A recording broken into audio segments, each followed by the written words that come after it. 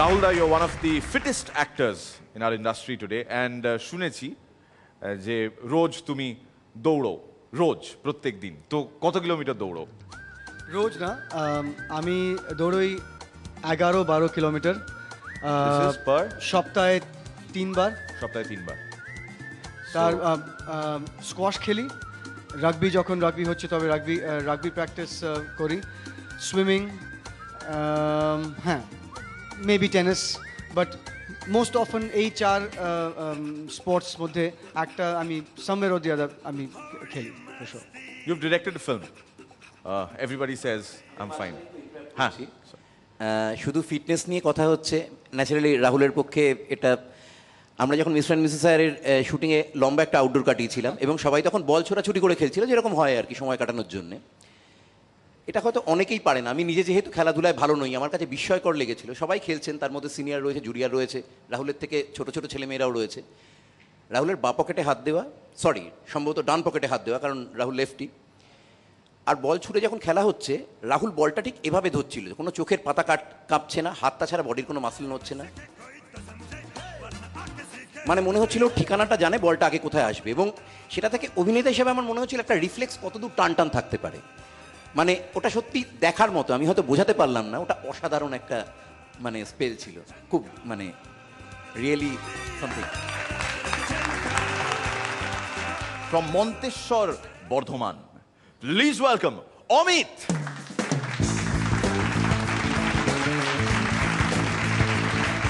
নমস্কার নমস্কার, শুরু করছি আজকের বিশেষ অনুষ্ঠান মিরাক্কেলীয় পিণ্ডি পাঠ।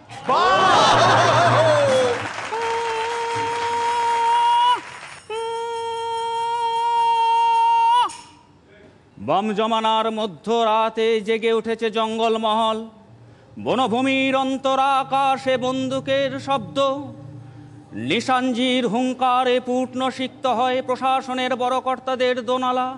ঝুঁকি ভাতা দিতে চাইলেও কেউ ডিউটি করতে চায় না। ঘুমের ঘোরে স্বপ্ন দেখে নিশাঞ্জির গামছা ঢাকা পিছন। এদিকে কলকাতার বড় কর্তারা প্রেস কনফারেন্সে বসে জোরে জোরে ঢোল পিটাচ্ছেন। হে ঘুমন্ত রাজ্যবাসী, এই ফাটা ঢোলের শব্দে জাগো, জাগো তোমরা জাগো, জাগো তোমরা জাগো,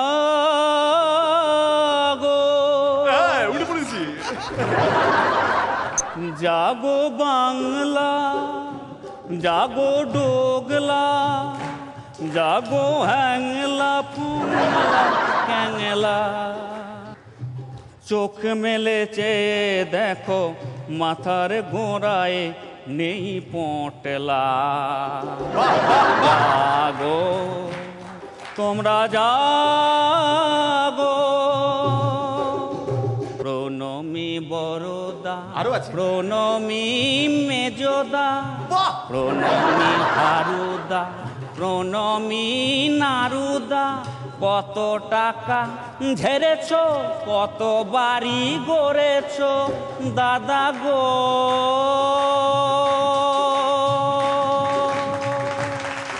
একদিকে মাওবাদীদের তাণ্ডবে বিভ্রান্ত সরকার, অন্যদিকে বৈদিক কাণ্ডে ষড়যন্ত্রীদের ভ্রুকুটি। অগ্নিকন্যা রণদুন্ধুবির ধ্বনিতে বিভ্রান্ত ফাইটার্স বিল্ডিং, উন্নয়নের টাকা নেতা মন্ত্রীদের পকেটে বন্দি, নাচছে নানান ফন্দি। রাজ্যের হাতে ভাঙা হেরিকেন ধরিয়ে দিয়ে রাজ্যের দেবতাগণ কেন্দ্রীয় দেবতাগণের দ্বারস্থ। দিও দেবী উন্নয়নের টাকা বারে বারে খেয়ে নেব, খেয়ে নেব, খেয়ে নেব। দিও দেবী সর্বশিক্ষা রূপেণ কোটি কোটি, খেয়ে নেব, খেয়ে নেব, খেয়ে নেব। দিও দেবী বিধবা ভাতা রূপেণ কোটি কোটি, মাইনে দেবো, মাইনে দেবো, মাইনে দেবো। দিও দেবী শিল্প রূপেণ অনিল মুকেশকে পাঠিয়ে চাষ জমি ছেড়ে দেবো, চাষ জমি ছেড়ে দেবো, চাষ জমি ছেড়ে দেবো। দিও দেবী বার্ধক্য ভাতা রূপেণ কোটি কোটি, 6 মাস অন্তর দেবো, 6 মাস অন্তর দেবো, 6 মাস অন্তর দেবো। ইতি মিরাক্কেলীয় পিণ্ডিপাঠ।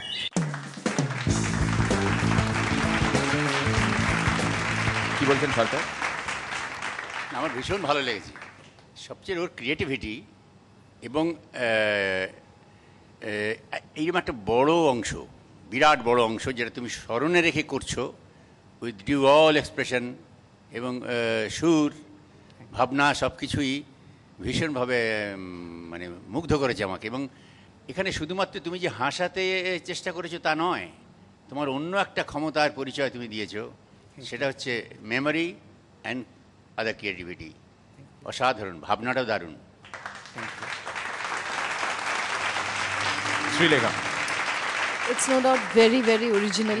এটা আপনি নিজেই, স্ক্রিপ্টটা আপনি নিজেই করেছেন। নিজের এবং আমি এটা বলতে যাচ্ছিলাম, পরান্দা বলে দিলেন যে পুরোটা যে মনে রেখে বলছেন তার কোনো ছাপ আপনার মানে মুখের মধ্যে পড়েনি। মানে অনেক সময় you know when you try to memorise যে কি আছে, আচ্ছা এই লাইনটা ঠিক বলছি কি না, সেটা একটা চোখে মুখে ধরা পড়ে যায়, সেটা একবারও ধরা পড়েনি।